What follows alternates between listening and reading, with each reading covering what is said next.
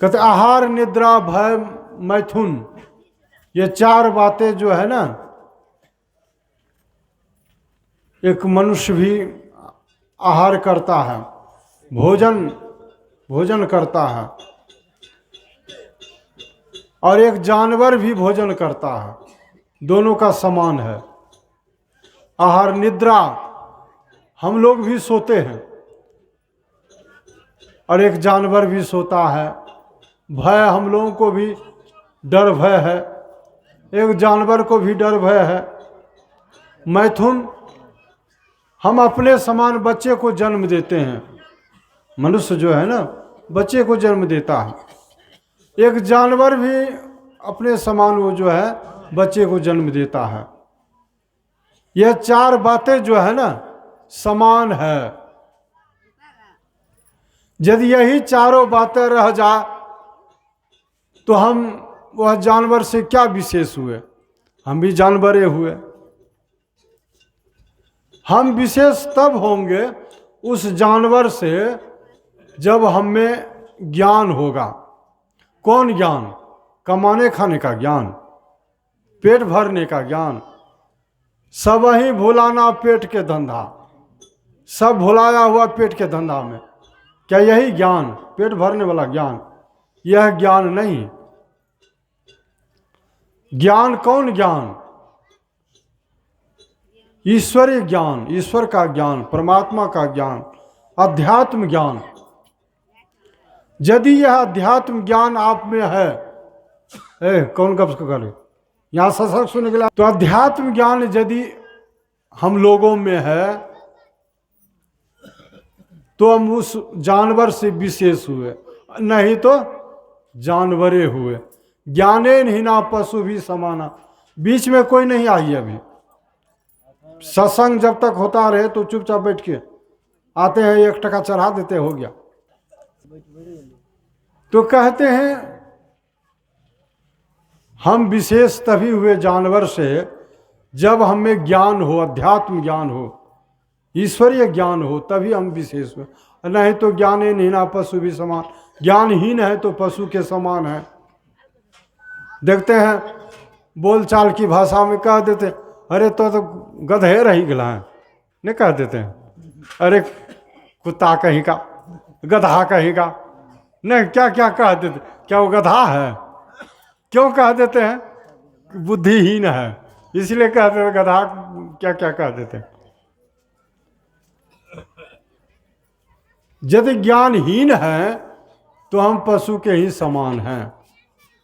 तो वही कितने लोग ऐसे ही हैं संसार में, पशु के ही समान जिंदगी जी रहे हैं। खाए खुराका, पहन पोशाका, और जमका बकरा पलता है। जमका समझिए बकरा पल रहा है। एक दिन जम आएगा, छाती पे सवार हो जाएगा और पूछेगा, बताओ क्या क्या तुम किया है, कौन कर्म किया है, बताओ, भगवान का नाम लिया है कि नहीं? तो क्या जवाब दोगे उस समय? पलटू साहब ने कहा, नहीं मुख राम गाओगे, आगे दुख बड़ा पाओगे। राम बिन कौन तारेगा, पकड़ जमदूत मारेगा। कबौ सत्संग न किन्हा, भूखे को नाही कुछ दिन्हा। माया ओ मोह में झूले, आ कुटुंब परिवार रखी फूले। कहते हैं हमरा 5 बेटा छे आ 20 पोता छे, घर मकान दुकान सब कुछ है, कमी नहीं छे, फूलते हैं। हमारा ऐसा कोई नहीं, लेकिन कोई काम नहीं देगा। भजन नहीं करिएगा तो खाली हाथ जाएंगे। माया और मोह में झूलते हैं। माया और मोह में झूले, कुटुंब परिवार लखी फूले। पूछे धर्मराज जब भाई, पूछे धर्मराज जब आई, बचन मुख नाही कही आई। पलटू दास लखी रोया, और सुघर तन पाई के खोया। जमदूत आएगा पूछेगा तो कुछ वचन नहीं निकलेगा, क्योंकि भजन नहीं किए हैं। पलटू दास लखी रोया, रोएंगे उस समय रोना पड़ेगा। सुंदर शरीर पाकर को देव दुर्लभ शरीर पा करके हम यूँ शरीर गंवा दिए, भजन नहीं किए। उस समय पछताना पड़ेगा, जवाब नहीं निकलेगा। इसलिए कहते हैं कि अनमोल शरीर जो मनुष्य का शरीर जो मिला है, किस लिए मिला है? सिर्फ लौकिक सुख के लिए नहीं मिला है।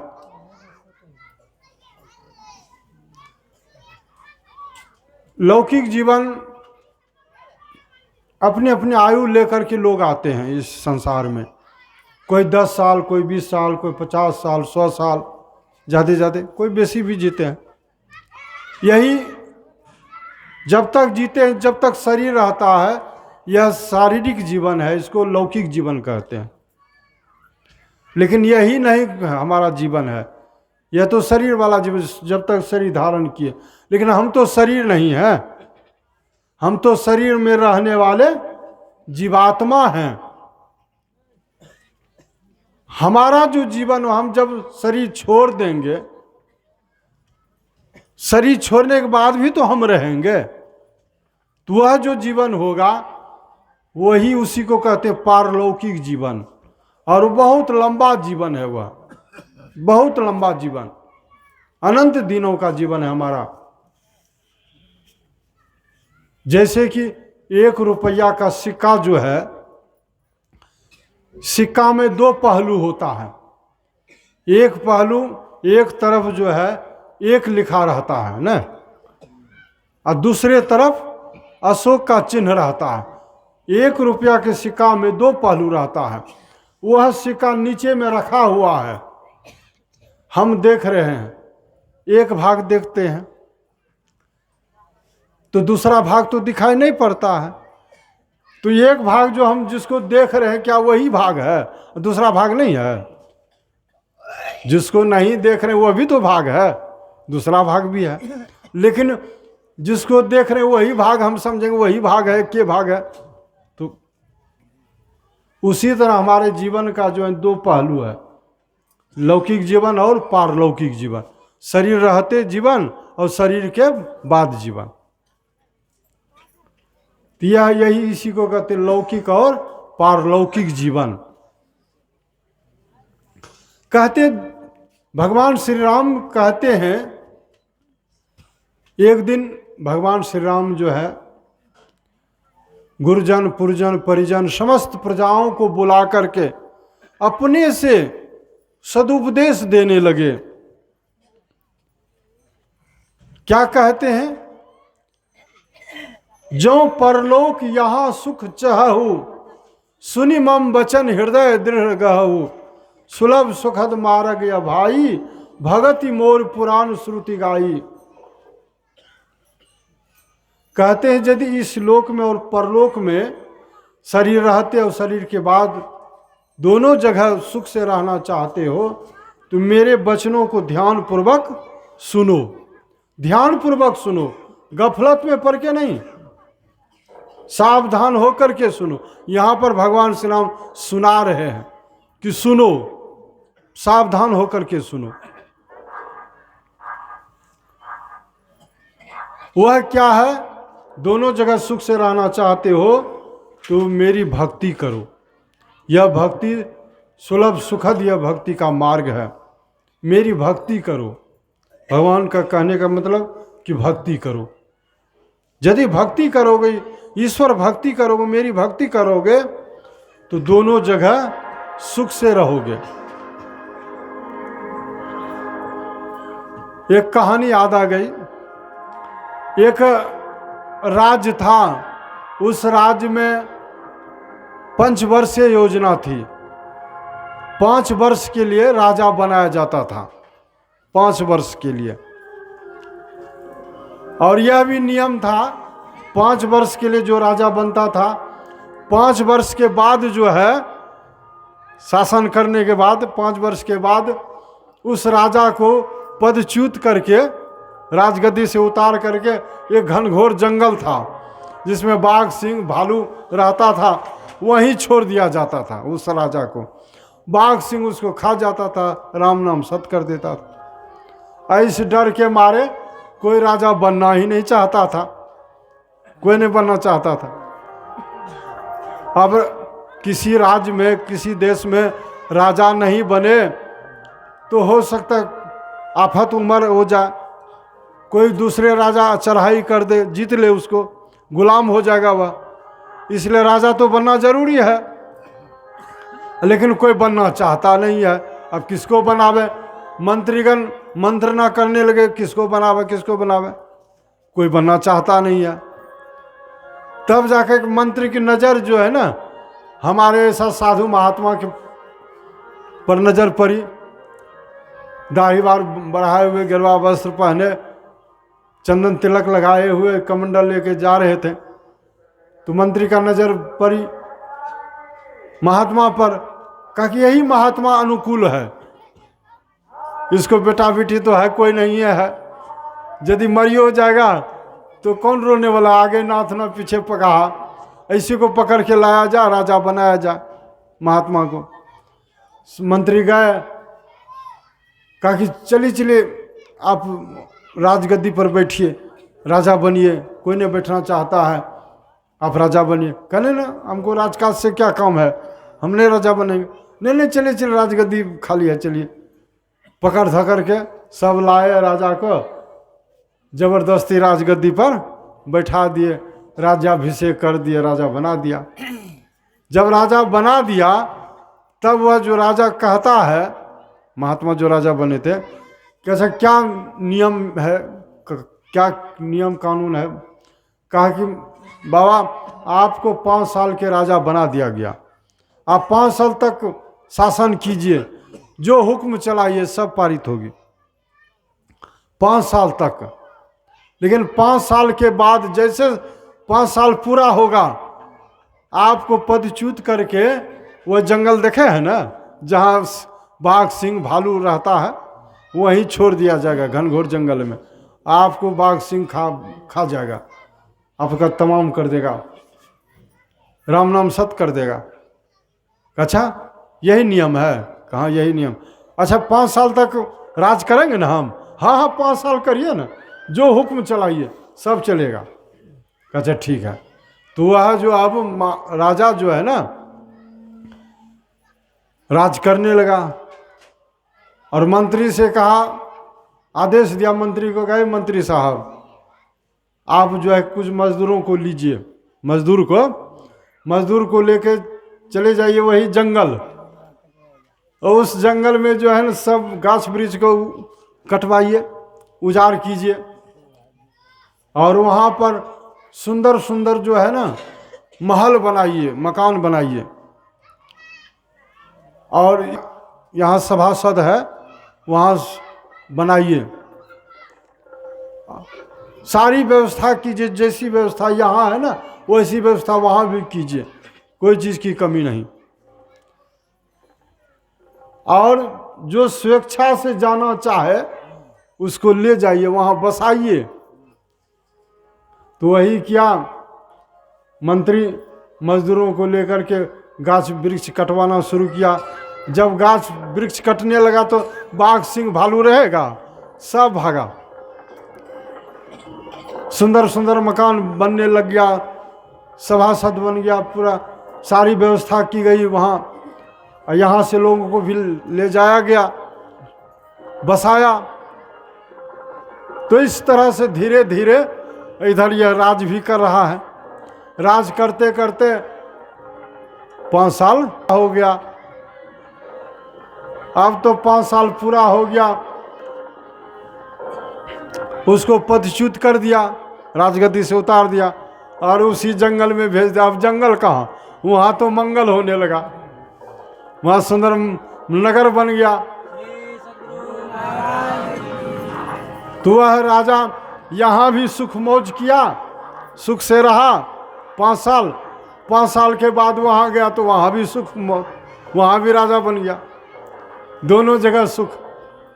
तो उसी तरह से हम लोगों को भी चाहिए, यदि दोनों जगह यदि सुख से रहना चाहते हैं लौकिक और पारलौकिक जीवन में, तो हम लोगों को भक्ति करनी चाहिए।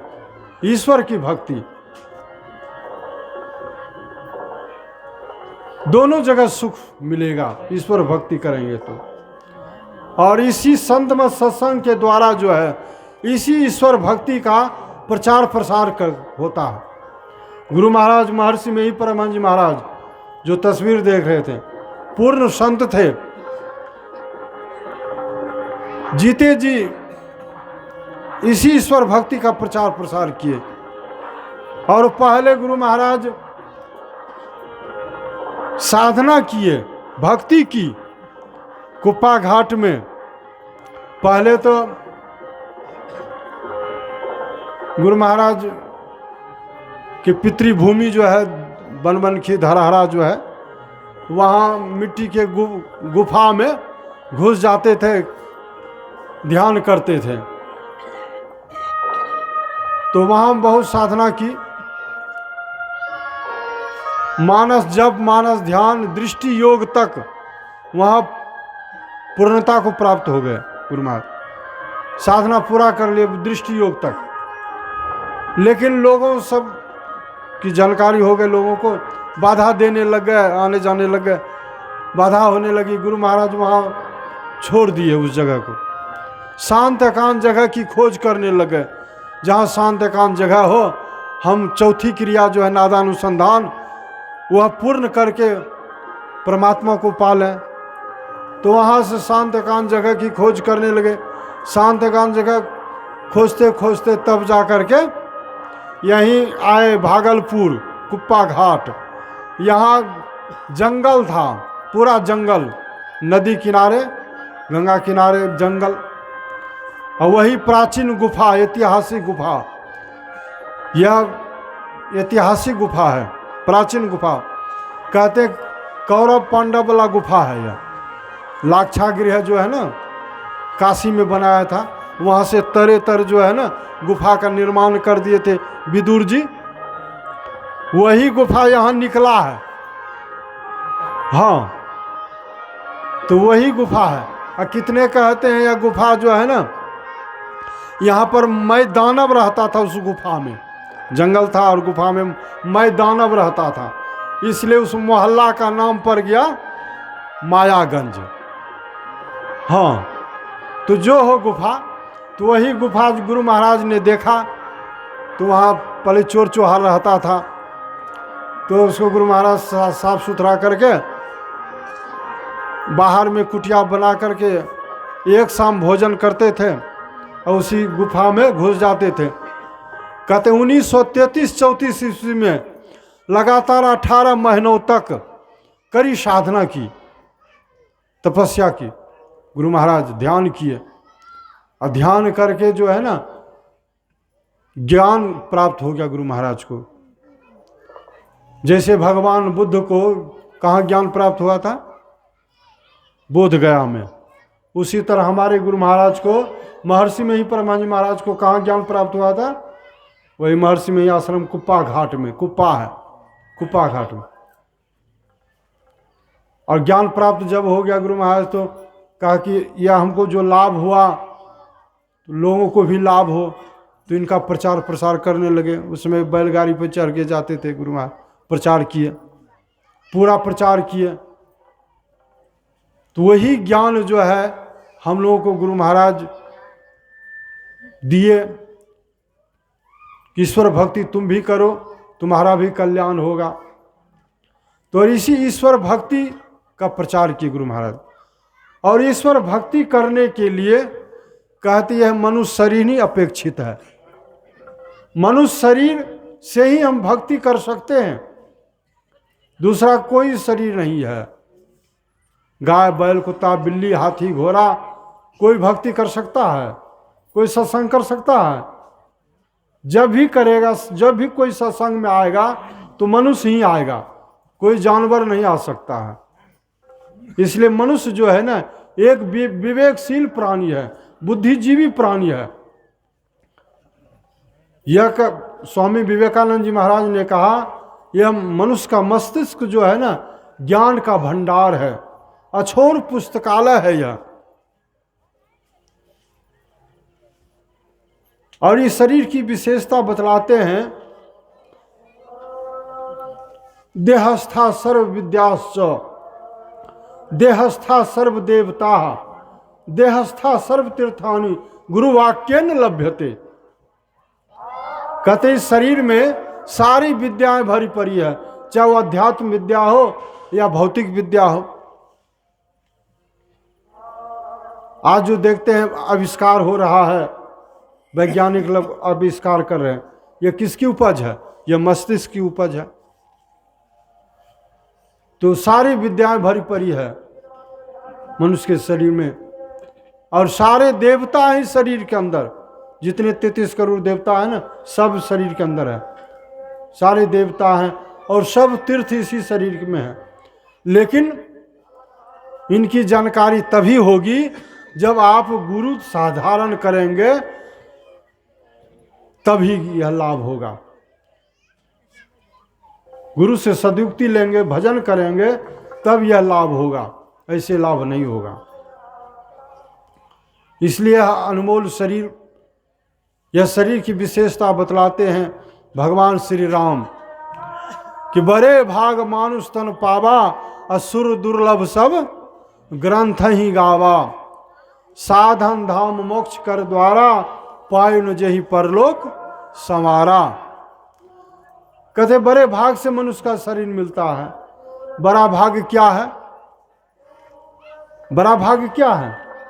अभी सुने, आकर 4,84,000 जोनी भ्रमत यह जीव अविनाशी, फिरत सदा माया कर प्रेरा, काल कर्म स्वभाव गुण घेरा। कहते 4 खानियों में 84 लाख प्रकार की योनियां है, यानी शरीर है। 4 खानियां क्या क्या है? 4 खानी, अंडज, पिंडज, उष्मज और अंकुरज, यह 4 खानी है। अंडज कहते अंडा से जो जन्म लेता है, अंडा फूटता है तब बच्चा होता, अंडज कहते हैं उसको। पिंडज पिंड सहित जन्म लेता है, शरीर सहित, माता के पेट से, पिंडज कहते हैं उसको।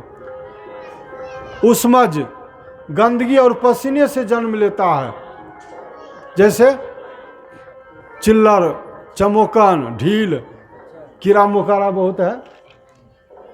और उष्मज अंकुरज, अंकुरज कहते हैं जो अंकुर यानी बीज बो दिया, अंकुर हो गया, गाछ वृक्ष हो गया, ये अंकुरज कहते हैं इसको। यह 4 खानी है। इस 4 खानियों में 84 लाख प्रकार का जोनी है, यानी शरीर है। हाथी, घोड़ा, बिल्ली, ऊंट, गधा, क्या क्या है, बहुत है। तो इन 84 लाख जोनियों में यह अविनाशी जीव जो कभी मरता नहीं है, जीव का मतलब जो सदा जीवित रहे, कभी मरे नहीं, सदा जीवित रहे। इस जीव के बारे में, इस आत्मा के बारे में भगवान श्री कृष्ण कहते गीता में कि नैनम छिद्यंती शस्त्राणि, नैनम दहती पावकः, नो चैनम किलोदंत्यो तापो, नो शोषति मारुतः। कहते इस आत्मा को, इस जीव को कोई अस्त्र शस्त्र काट नहीं सकता है, इसको हवा सुखा नहीं सकती है, इस आत्मा को आग जला नहीं सकती है, पानी भिगा नहीं सकता है। ऐसी आत्मा अजर अमर है, अविनाशी है, नित्य है, शाश्वत है।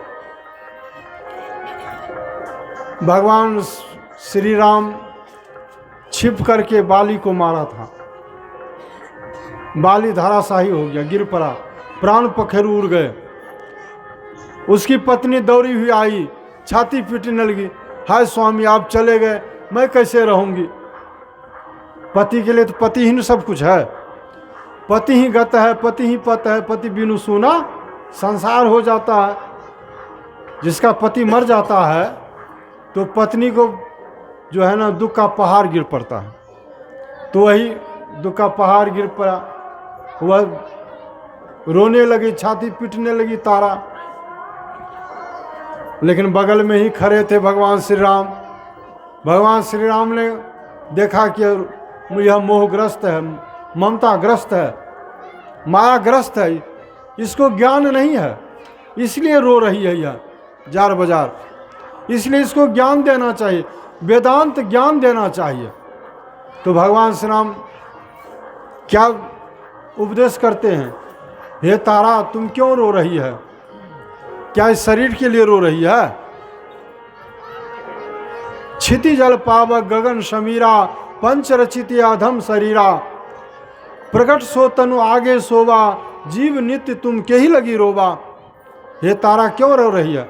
यदि शरीर के लिए रोती है, यह पंच भौतिक शरीर है, 5 तत्व से बना है, क्षिति जल पावक गगन समीर, 5 तत्व से बना है। गुरु महाराज भी कहते थे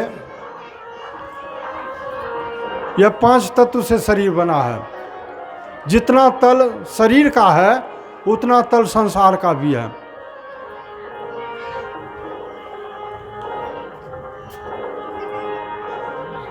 यह शरीर एक ही शरीर नहीं है, यह हाड़ मांस का शरीर है, स्थूल शरीर इसको कहते हैं।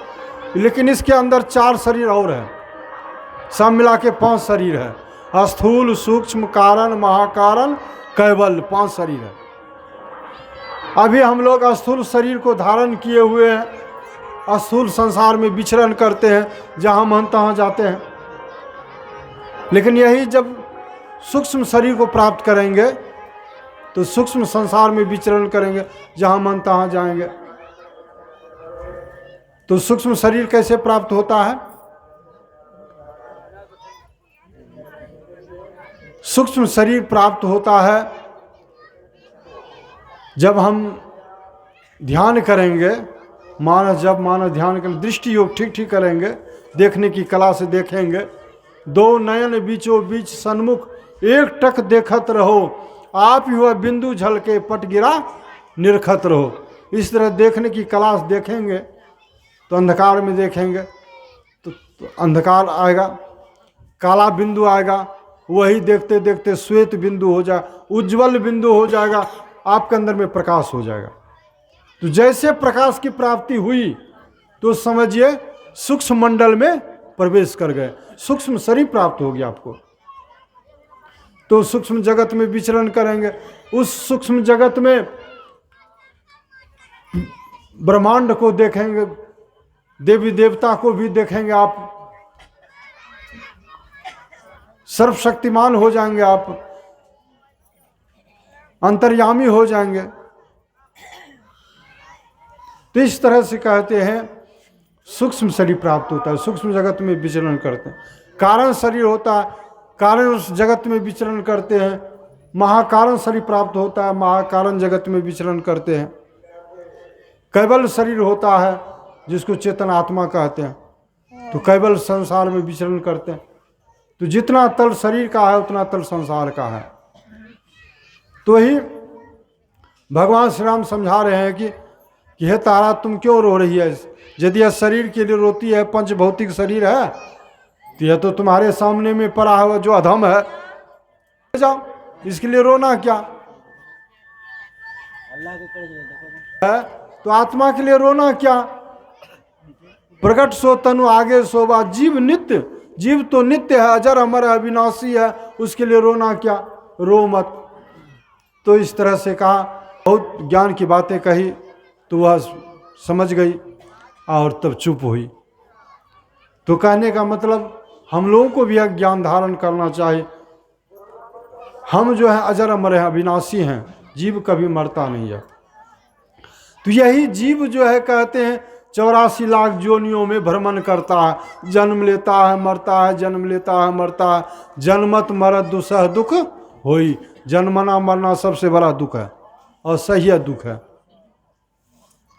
बच्चा जन्म लेता है तो रोता है। कोई बच्चा ऐसा है जन्म लिया है जो कि हंसता हुआ जन्म लिया है, हैं? ये एक बच्चा जन्म लिया है जो हंसते हुए जन्म लिया। कौन था जानते हैं? गुरु नानक साहब, जो हंसते हुए जन्म लिए थे।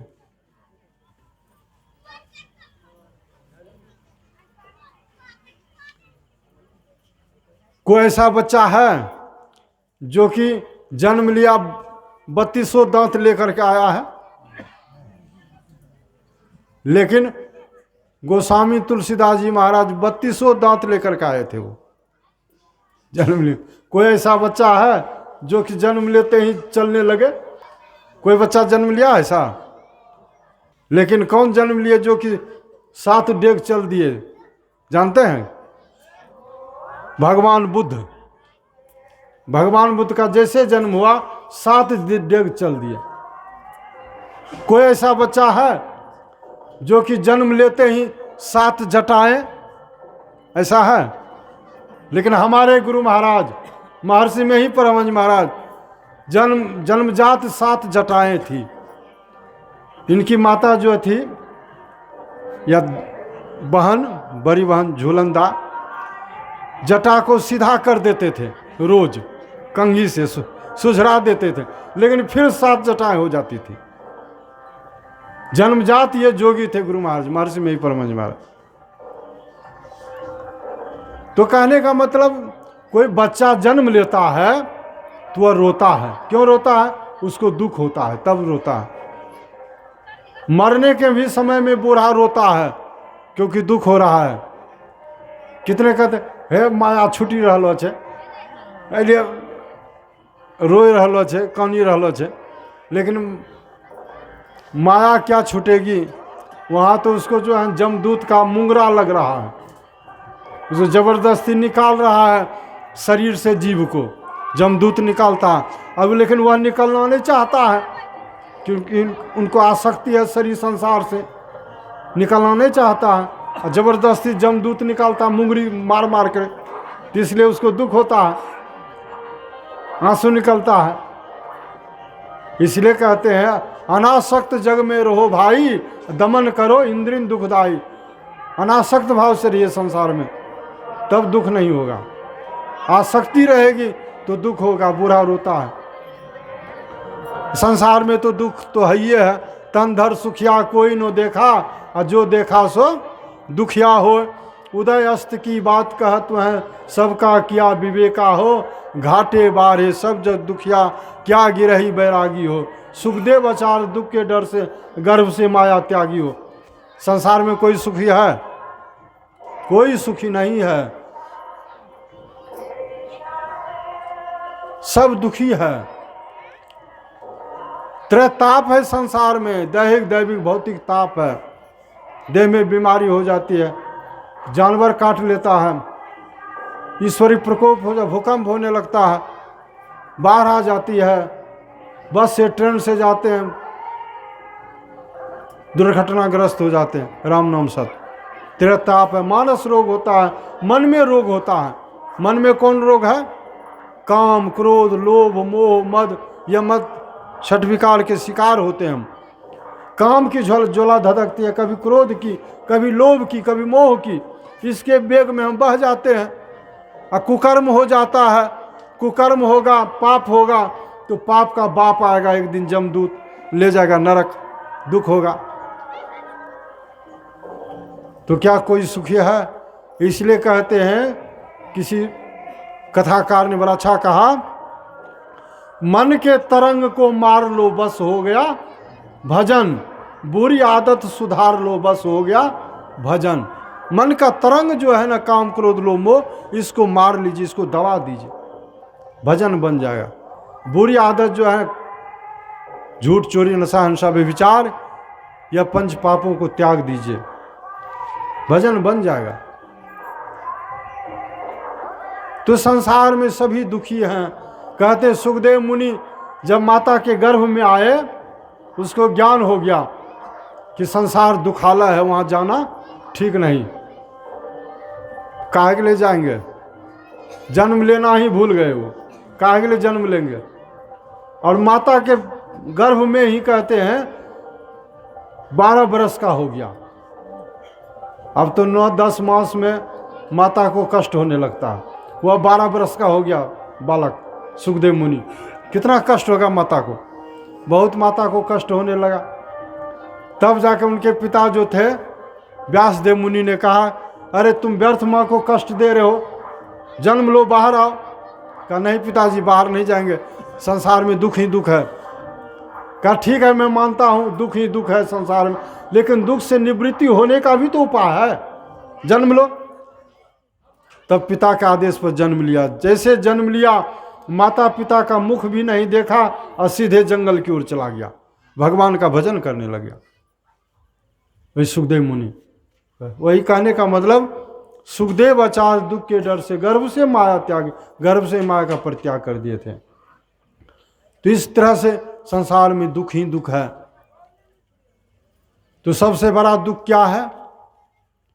आना जाना, जन्म लेना मर जाना। जन्म लेते हैं तब न कोई दुख होता है संसार का, और जन्म ही नहीं ले तो कोई दुख होगा? इसलिए सबसे बड़ा दुख आना जाना, जन्म लेना मरना।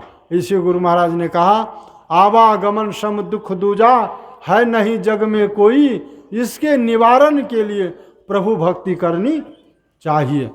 आवागमन का चक्र छूट जाना, जाना, जन्म लेना मर जाना, सबसे बड़ा यह दुख है। इसके लिए ईश्वर की भक्ति करें, ईश्वर की भक्ति। तो इस तरह से ईश्वर भक्ति करने वाला मनुष्य शरीर मिला है, अनमोल शरीर मिला है, परमात्मा दिए हैं। यह जीव जन्म ले रहा है मर रहा है, जन्म ले रहा है मर, आवागमन के चक्र में पड़ा। कहते इतना रोए हैं संसार में, युग युगान चहो खानी में, भ्रमी भ्रमी दुख भूरी। चारों युग में जो है ना 84 लाख जोनी में यह भ्रमण करता हुआ इतना रोया है, इतना मरा है। सभी आंसुओं को यदि कोई इकट्ठा करता तो वह कहते हैं हिंद महासागर बन जाता, इतने रोए हैं। यदि कोई हमारे हड्डियों को यदि कोई इकट्ठा करता तो हिमालय पहाड़ बन जाता, इतने दुख भोगे। तो हमारे दुखों को देख करके परमात्मा को दया आ जाती है, बहुत दुख भोगा है, इसलिए इसको अब दुख से छूटने के लिए, 84 लाख जोनियों से छूटने के लिए मनुष्य का शरीर देना चाहिए। तो मनुष्य का शरीर देते हैं। कबहू की करी करुणा नर देही, देत ईस बिनु हेतु स्नेही। और कारण स्नेह करने वाले परमात्मा मनुष्य का शरीर देते हैं। जाओ तुम भगवान का भजन करो, 84 लाख जोनी से छूट जाओ। आप लोग कहेंगे बाबा या आप अपने मन से कहते हैं कि कोई प्रमाण है, तो प्रमाण भी है। यह मनुष्य का शरीर जो है ना 84 लाख जोनियों से छूटने के लिए दिया है। क्या प्रमाण है? प्रमाण है कि हम लोगों का शरीर जो है ना अपने अपने हाथ से, दूसरे हाथ से नहीं। कोई भी होता है 3.5 हाथ का होता है ना, कोई 4 हाथ का नहीं होता है या 3 हाथ का नहीं होता, जब भी होगा 3.5 हाथ का। तो 3.5 हाथ में, एक हाथ में 2 बित्ता होता है, तो 3.5 हाथ में कितना बित्ता हो जाएगा? 7 बित्ता हो जाएगा ना। और एक बित्ता में 12 उंगलियां होती है। ऐसे बित्ता रखिए, 4 4 दूनी 8, 4 तिया 12, 12 उंगलियों का एक बित्ता होता है, 12 उंगलियों का एक बित्ता। तो 7 बित्ता में कितनी उंगलियां हो जाएगी? बरसत 84। तो यह शरीर 84 उंगलियों का है। तो यह शरीर हम लोग को यही ज्ञान देता है कि तुम 84 लाख जोनियों से छूट जाओ भक्ति करके। लेकिन यदि भक्ति नहीं करोगे तो फिर 84 में चले जाओगे ना।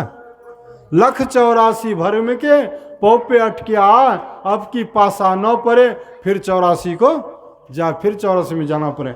इसलिए हम लोगों को यह सुनहरा अवसर मिला है, समझिए शुभ मुहूर्त मिल गया है, मनुष्य शरीर दे दिए परमात्मा। यदि शुभ मुहूर्त को सदुपयोग में नहीं लाएंगे, भजन नहीं करेंगे, पीछे पछताना पड़ेगा। आछे दिन पाछे गए, किया न हरि से हेत, अब पछताए हो गया जब चिड़िया चुग गई खेत। पछताना पड़े। एक कहानी बहुत अच्छी याद आ गई। एक नदी किनारे जो है ना एक वृक्ष था, उस वृक्ष पर बंदर और बंदरनियाँ थी। और एक महात्मा जो है ना सुबह सुबह आए और ऐलान करने लगे, देखो देखो भैया, अभी का जो समय है ना बहुत शुभ मुहूर्त है, बहुत शुभ मुहूर्त है। वह क्या है? इस शुभ मुहूर्त में, यह समय में जो कोई जानवर यदि इस नदी में डुबकी लगाएंगे तो वह जानवर जो है ना मनुष्य बन के निकलेगा। यदि कोई मनुष्य डुबकी लगाएगा तो वह देवता बन के निकलेगा, कोई देवता डुबकी लगाएगा तो वह परमात्मा बन के निकलेगा। ऐसा शुभ मुहूर्त है, ऐसा सुनहरा अवसर है। यह सब लोगों ने सुना, लेकिन वह बंदर और बंदरनियाँ भी तो सुना। तो यह सुन करके बंदरनियाँ कहती है बंदर से कि स्वामी सुने, ये जो महात्मा ऐलान किए, पता नहीं हम दोनों कौन कुकर्म किए थे जो कि बंदर और बंदरनियाँ बन गए हैं। हम लोगों के पास भी यह सुनहरा अवसर है, हम दोनों भी डुबकी लगावे तो मनुष्य बन जाएंगे। मनुष्य बन जाएंगे तब तो फिर क्या ऐशो आराम की जिंदगी जिएंगे। देखिए कितना सुख है मनुष्य को। यह सुन करके बंदर कहता हो ऐसे महात्मा को नहीं कोई काम तो झूठ साँच कहो, बक बक करो, हमको विश्वास नहीं है। कहने न कहीं महात्मा झूठ साँच बोलते हैं? झूठ साँच नहीं बोलते हैं, सदा सत्य बोलते हैं। मिथ्या न हो देव ऋषि वाणी, देव ऋषि की वाणी मिथ्या नहीं होती है। संत वचन पलटे नहीं, पलट जा ब्रह्मांड, ब्रह्मांड पलट जा लेकिन संत का वचन नहीं पलटेगा। सत्य बोलते हैं, चलिए डुबकी लगाएंगे। कहने ना हमको विश्वास नहीं, हम नहीं जाएंगे। अब तो बंदरनिया सोचने लगी है तो नहीं है जाएगा, मूर्ख गंवार है, लेकिन हम भी नहीं जाएंगे तो हमारे हाथ से भी यह मौका निकल जाएगा। तो बंदरनिया कहती है कि आप जाइएगा? कहने हम नहीं जाएंगे। ठीक है आप नहीं जाइए, लेकिन मैं चलती हूँ। हाँ जाओ। तो बंदरनिया जो है आकर के नदी में डुबकी लगाती है। जैसे डुबकी लगाती है उधर से एक सुंदर राजकुमारी बन के निकलती है। दूसरे राजकुमार रथ लेकर के आते हैं, राजकुमारी को बैठा करके अब जाने ही वाला था।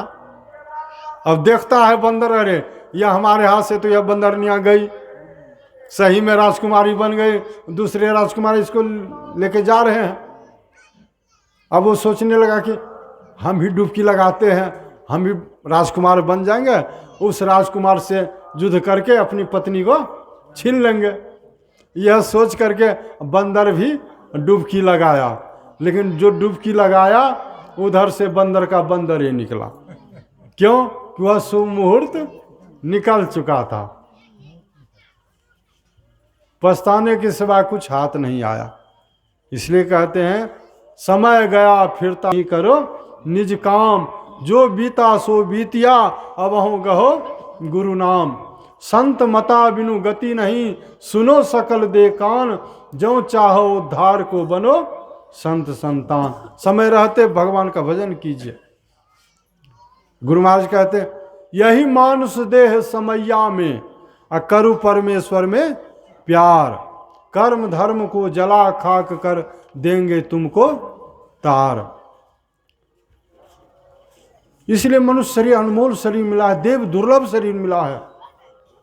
इसकी विशेषता यह है, कहते देवताओं को भी नसीब नहीं होता है।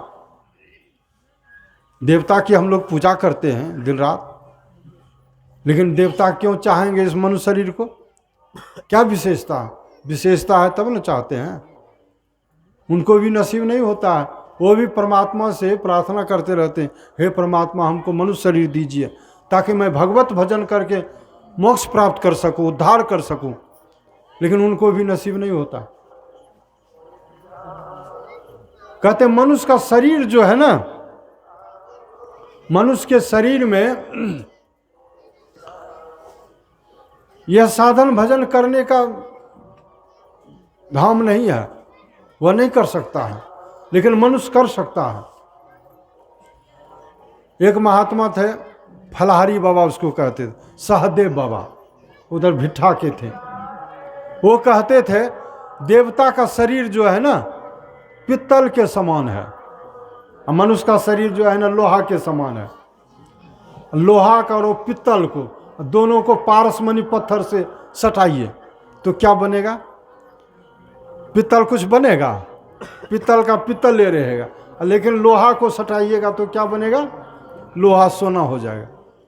उसी तरह से देवता का मजाल नहीं है कि वो सदगुरु रूपी पारस से सट जाए, इनके शरण में आकर के दीक्षा लेके भजन करे, अपना उद्धार करे, मजाल नहीं है। लेकिन मनुष्य यदि चाहेगा तो संत सदगुरु के शरण में जाकर दीक्षा लेकर के कुछ भजन करेगा तो अपना उद्धार कर सकता है, अपने को सोना बना सकता है। इसलिए कहते साधन धाम मोक्ष कर द्वारा पाए न जेहि परलोक सवारा। साधन भजन करने का यह घर है मनुष्य का शरीर, और मोक्ष में जाने का दरवाजा है इसमें, और किसी शरीर में दरवाजा नहीं है। दरवाजा किसको कहते हैं? गुरु महाराज कहते थे दरवाजा घर बनाते हैं उसके दरवाजा रखते हैं और खिड़कियां रखते हैं। बड़े बड़े छेद को दरवाजा कहते हैं। किसी घर में 2 दरवाजा भी रहता है, 3 दरवाजा भी रहता है, तो बड़े बड़े छेद को दरवाजा कहते हैं, लेकिन छोटा छोटा छेद को खिड़कियां कहते हैं। उसी तरह यह शरीर जो है, यह शरीर रूपी घर जो है, इसमें बड़ा बड़ा जो छेद है ना वह दरवाजा है, और छोटा छोटा छेद खिड़कियां हैं। तो बड़ा बड़ा छेद कौन कौन है? दरवाजा 2 आँख के, 2 नाक के छेद, 2 कान के, 1 मुंह का, और 1 मल विसर्जन करने का, 1 मूत्र विसर्जन करने का, सब मिला के 9 हुआ ना। 9 दरवाजा है जिसमें निकृष्ट से निकृष्ट पदार्थ निकलता, घिनौना पदार्थ, किसी से नेटा निकलता है, गुज्जी निकलता है, थूक खखास मल मूत्र है ना, घिनौना पदार्थ। लेकिन एक दरवाजा है जो कि बंद है, उसको कहते हैं 10वां द्वार। यह बंद है, इसमें अमृत की बारिश होती है, अमृत है। तो यही कहते हैं मोक्ष में जाने का दरवाजा है, यही 10वां द्वार है, दोनों आँखों के बीच में। यहीं में प्रवेश करिएगा, ईरा पिंगला बीच में सुषुम्ना। भक्ति करेंगे, मानस जब मोटा मोटी भक्ति, दृष्टियोग ठीक ठीक करेंगे देखने की कला से, तो फिर 10वां द्वार में प्रवेश करेंगे। अंधकार में है, प्रकाश में जाएंगे। यही दरवाजा है मोक्ष में जाने का। कोई शरीर में नहीं है, मनुष्य शरीर में ही है, मोक्ष का दरवाजा है। अनमोल शरीर मिला है, इसलिए कहते क्यों भटकता फिर रहा, आए तलाशे यार में, रास्ता सहरग में है, दिलवर पे जाने के लिए। दिलवर पर जाना चाहते, परमात्मा को पाना चाहते हैं, रास्ता आपके सहरग में है, दोनों आँखों के बीच में। इसमें प्रवेश कीजिए, परमात्मा को पाइएगा। इसलिए कहते हैं गुरु महाराज, निज तन में खोज सज्जन, बाहर न खोजना, अपने ही घट में हरि है, अपने में खोजना। अपने अंदर में खोजिए। यह मनुष्य ही खोज सकता है। यह शरीर क्या है? इस शरीर को शिवालय कहते हैं। बिंदुनाद महालिंगम शिव शक्ति निकेतनम, देहंग शिवालयंग प्रोक्तंग सिद्धिदंग सर्वदेही नाम। कहते बिंदुनाद महालिंग है, शिव शक्ति का घर है। इस शरीर को शिवालय कहते हैं। सबको इसमें सिद्धि मिलती है। चाहे इस शरीर को शिवालय बना लीजिए साधन भजन करके, चाहे भोग विलास करके आप इनको जो है ना पैखाना का, शौचालय का रूम बना लीजिए ना, जो बनाइए। आपके हाथ में है क्या करना है, कौन काम का अपना उद्धार कीजिए या पतन की ओर ले जाइए। क्या करना है आप सोचिए, सोचने की शक्ति है आपके अंदर में। इसलिए कहते हैं हम लोगों को चाहिए, ईश्वर भक्ति करना चाहते हैं, उनका रहस्य क्या है, भेद क्या है, यह जानना पड़ेगा। तो इसके मर्मज्ञ जो हैं उनके पास जाना पड़ेगा। ज्ञान जिससे हमको मिलेगा, परमात्मा का ज्ञान, उनके पास जाना पड़ेगा। तो ज्ञान दाता को गुरु कहते हैं, गुरु के पास जाना पड़ेगा। तद विधि प्रणिपातेन परिप्रश्नेन सेव्या उपदेक्षन्ति ते ज्ञानम ज्ञानिनस्य तत्वदर्शिनः। भगवान श्री कृष्ण कहते हैं अर्जुन से कि तत्व ज्ञान को पाना चाहते हो, तत्वज्ञानी के पास जाओ। तत्वज्ञानी कौन है? वो संत सद्गुरु हैं। उनको प्रणाम करो, प्रणिपात। तन मन धन से अपने आप को निछावर करके उसकी सेवा करो। तन लग जाए, मन लग जाए या धन ही लग जाए। कहावत में है, राजा जोगी पेखना, खाली हाथ नहीं देखना। तन मन धन से अपने आप को निछावर करके तन मन धन आत्म करी अर्पण में ही आजू तर गए गुरु महाराज। आनी इनकी पूजा हो रही है, तो हम लोग भी समर्पित भाव से सेवा करेंगे। गुरु महाराज की दीक्षा लेके भजन करेंगे तो क्या होगा, सेवा करेंगे तो मेवा मिलेगा, वो खुश होंगे। खुश होंगे तो अपना जो भी प्रश्न है आपके अंदर में प्रश्न रखिए, प्रश्न का उत्तर देंगे। जो भी जिज्ञासा है जिज्ञासा रखिए, जिज्ञासा का समाधान करेंगे। यानी गुरु धारण करें। जिसके जीवन में गुरु है उसका जीवन शुरू है, नहीं तो पशुवत है। गुरु धारण करें। तो एक कहानी कह करके मैं विराम दूंगा, अभी सुने। पाठ में नर्तन भव वारिधि कह बेरो, सन्मुख मरुत अनुग्रह मेरो, करंधार सदगुरु दृढ़नावा, दुर्लभ साज सुलभ करी पावा। यह मनुष्य का शरीर जो है ना, हम लोगों को नाव मिल गई है। नदी पार करने के लिए क्या चाहिए? नाव चाहिए। और क्या चाहिए? नाव को चलाने वाला नाविक चाहिए, मल्लाह। और क्या चाहिए? अनुकूल हवा चाहिए। यदि हमको पश्चिम से पूरब की ओर जाना है, पश्चिम से पूरब की ओर यदि पछिया हवा बह जाए तो मल्लाह क्या करेगा? पाल टांग देगा ना। वो पछिया हवा के कारण से नाव जो है ना अनायास जो है ना पश्चिम से पूरब की ओर चली जाएगी, खेना भी नहीं पड़ेगा। अनुकूल वायु चाहिए। उसी तरह से हम लोग भी भवसागर में जो पड़े हुए हैं, भवसागर कहते भव न संसार, आना जाना लगा हुआ है, जन्म ले रहे हैं, मर रहे हैं। इससे पार होना चाहते हैं, मुक्ति चाहते हैं, मोक्ष चाहते हैं, सब दुखों से छुटकारा चाहते हैं, तो क्या करना पड़ेगा? भवसागर पार होने के लिए क्या चाहिए?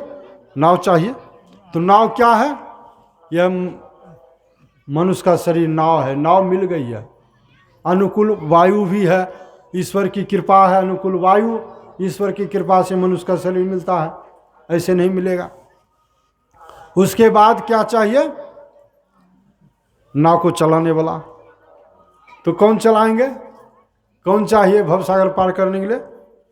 करंधार सदगुरु दृढ़नावा। करंधार चाहिए, सदगुरु चाहिए। तो सदगुरु से मेल कीजिए। गुरु से कर मेल गंवारा, क्या सोचत बारंबारा। जब पार उतरना चाहिए तब केवट से मिली रहिए, जब उतर जाए भव पारा तब छूटे यह संसारा। गुरु से मेल कीजिए, गुरु धारण कीजिए। निगुरा सगुरा बनिए, निगुरा नहीं। गुरु धारण कीजिए। महर्षि में ही परम जी महाराज को गुरु बनाइए, दीक्षा लीजिए। और गुरु होना चाहिए, गोरू नहीं, गाय बैल नहीं। गुरु बहुत है। हजूर कहते थे आजकल बहुत गुरु की कमी नहीं है, बहुत गुरु और बहुत गिरवा वस्त्रधारी फिर रहा है। गुरु और गिरवा की कमी नहीं है, बहुत गुरु है, बहुत गिरवाधारी है। तो कौन गुरु? गुरु होना चाहिए, गोरू नहीं, गाय बैल नहीं। पक्का गुरु होना चाहिए, अधकचरा गुरु नहीं। उसको धारण कीजिए, सदयुक्ति लीजिए और भजन कीजिए, तभी आपका कल्याण होगा।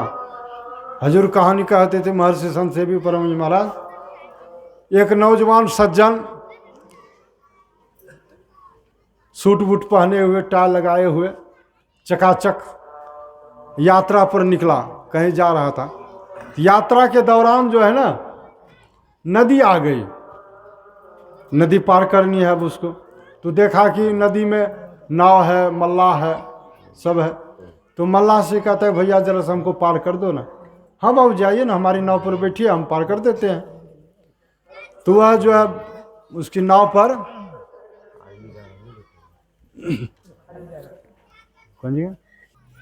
तो वह नाविक जो था मल्लाह कहा बाबूजी आइए ना हमारी नाव पर बैठिए, हम पार कर देते हैं।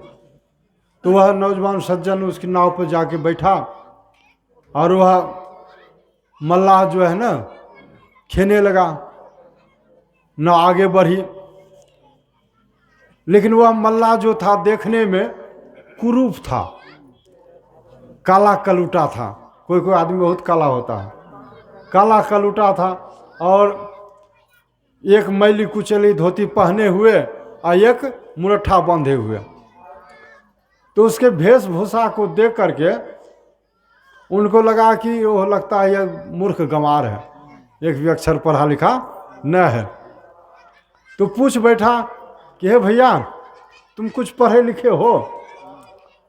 नहीं बाबूजी हम तो एक भी अक्षर पढ़े लिखे न है, कभी स्कूल कॉलेज नहीं गए, नहीं पढ़े।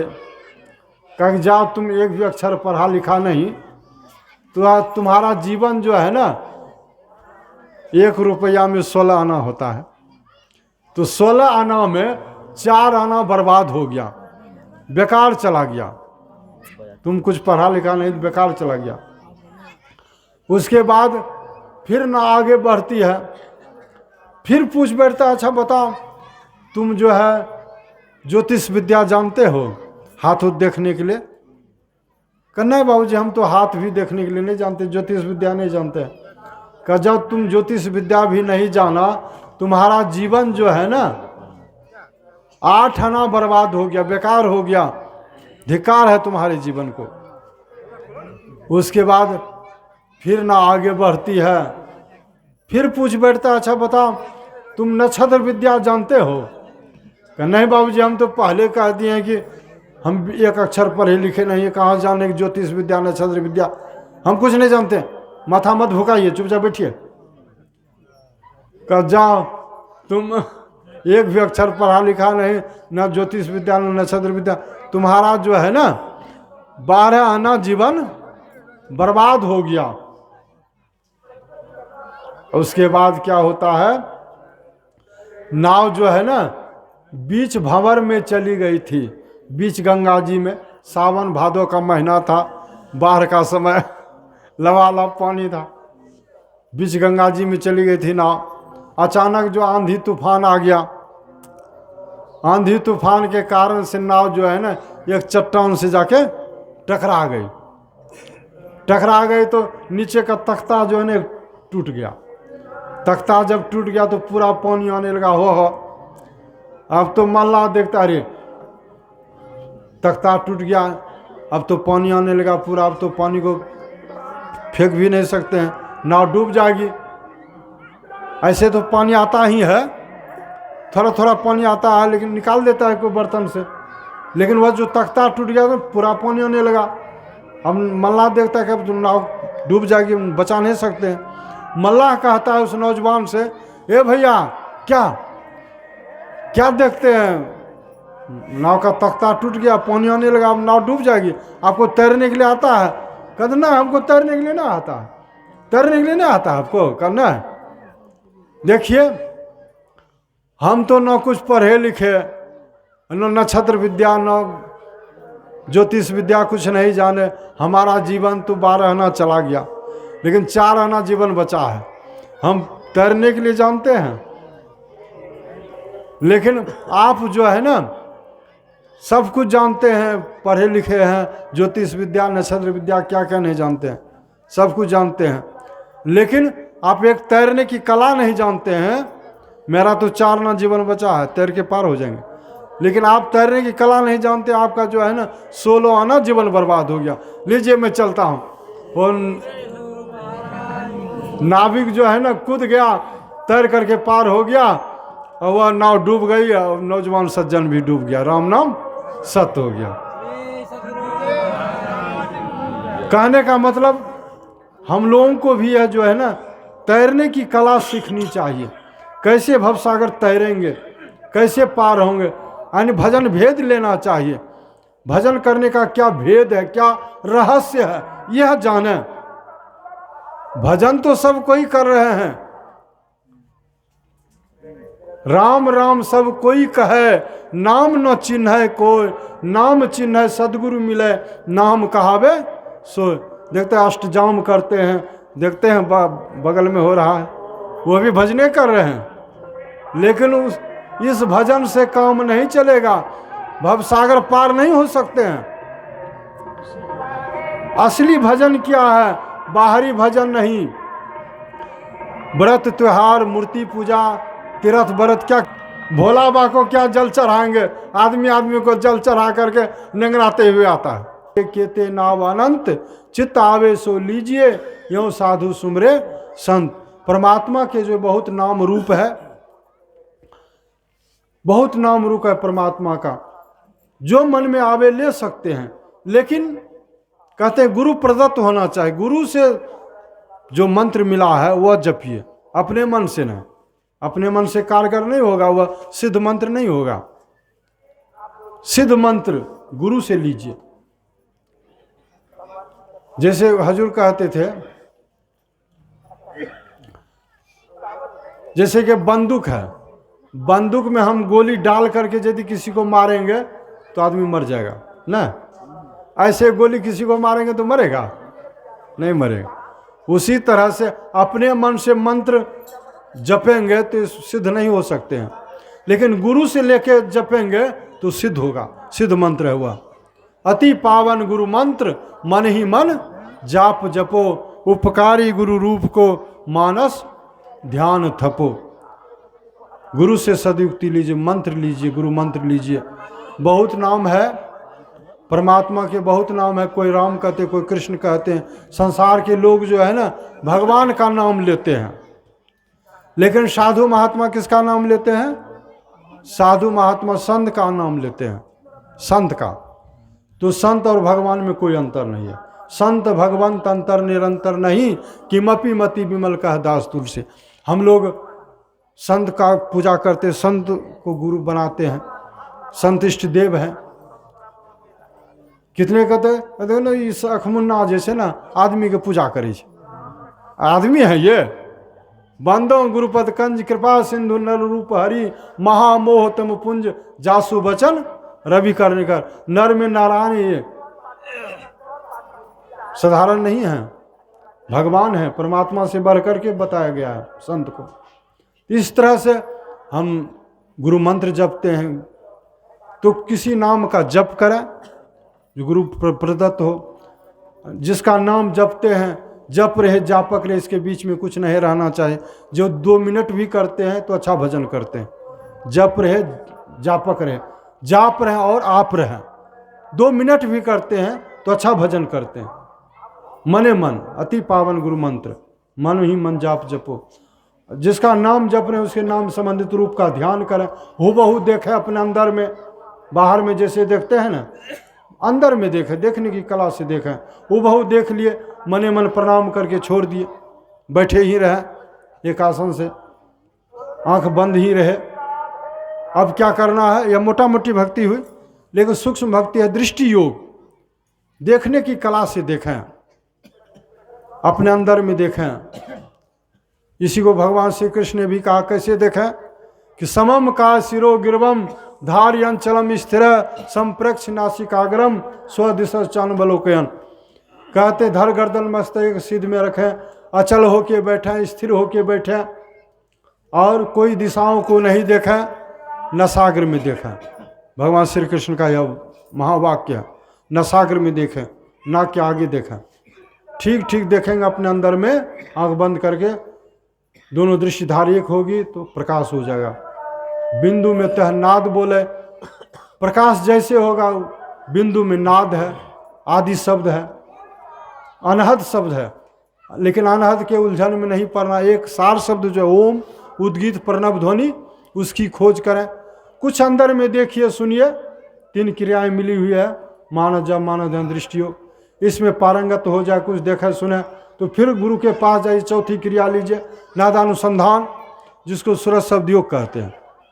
इस सूरत को उस शब्द में योग कर लीजिए, जोड़ दीजिए। जिस दिन आप जोड़ देंगे सार शब्द में, ओम में, उद्गीत, प्रणव, ध्वनि में, तो वह शब्द आपको खींच करके परमात्मा में मिला देगा। और वह शब्द भी कहते हैं गायब हो जाता, निशब्द हो जाता। निशब्दम परमम पदम, परम पद है वह। परमात्मा को जान कर परमात्मा ही हो जाएंगे सर्वशक्तिमान, तब फिर 84 लाख जोनी माना जाना नहीं होगा, सदा के लिए मुक्त हो जाएंगे। यह शरीर की उपादेयता जो है सार्थकता हो जाएगी। शरीर जो मिला है इसीलिए मिला है, दे धरे का यही फल भाई, भजिए राम सब काम विहाई। सब कामनाओं को छोड़ करके भगवान का भजन करना चाहिए, इसी में शरीर की सार्थकता होगी। थोड़ा थोड़ा भी भजन करें, झूठो मुठो बैठे तो एक दिन सचमुच हो जाएगा। कबीर साहब ने कहा झूठ मूठ खेले सचमुच हो, सचमुच खेले बिरला को, जो खेले मन चितला होते होते हो ही जा। मन चित लगा के खेलिए, ध्यान करिए, देखिए हो जाएगा। होना है ध्यान। त्रैकाल संध्या जरूर करें, भोर में उठ करके करें, आलस नहीं करें। दोपहर में स्नान के बाद करें, शाम में हाथ पैर धो करके ध्यान करें। त्रैकाल संध्या सत्संग भी करें। गुरु महाराज का उद्घोष है, सत्संग नित्य और ध्यान नित्य रहिए करत संलग्न हो, बेविचार चोरी नशा हिंसा झूठ तजना चाहिए। ध्यान सत्संग में आगे बढ़ना चाहते हैं, तरक्की पाना चाहते हैं तो 5 पाप से बचना पड़ेगा, झूठ चोरी नशा हिंसा बेविचार। कहे कबीर निज रहनी संभारी, सदा आनंद रहे नर नारी। चाहे नर हो नारी हो, अपनी रहनी को संभाल लेते हैं, 5 पाप से हटा के रखते हैं तो सदा सुखी रहते हैं, आनंद से रहते हैं। तो इसलिए अपने आचरण को संभालना है, ध्यान भजन करना है। मैं इसी में शरीर की सार्थकता होगी। कहने के लिए तो बहुत सी बातें हैं, मैं अपनी बात। सतगुरु महाराज की जय।